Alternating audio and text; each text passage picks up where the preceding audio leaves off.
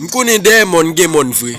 Yon jour m'gen pour m'joindre la paix mak moun sa yo. Oh, ti bagi, sak gen la men. M'pose men. Sak pa so labo, moi vin piti ou te malade men. Oui m'te malade oui men. Fami yo ka persécuter m'ko sa yo bo. Peut-être machine nan m'te gen men. Yo krasel nan même nan ple de fait magie bo. Et jusqu'à présent a persécuter m'toujours men. Oh, bagi, eh bien demain matin levé bonne men, m'a passé pour nan maïsade bo.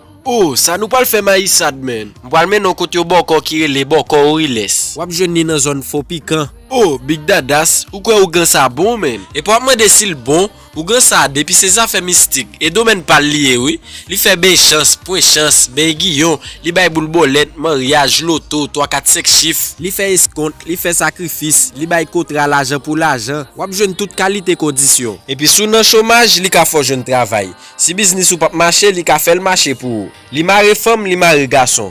Gade, tout le monde qui a persécuté yo, c'est courir, li pou al faire ou courir pour. Oh, et bien m'po aller oui parce que m'souffri trop men. Sou te ka tou bon numéro là, li tap bon ou bo. Ou ka écrit ou bien relèl sur 42 64 16 27.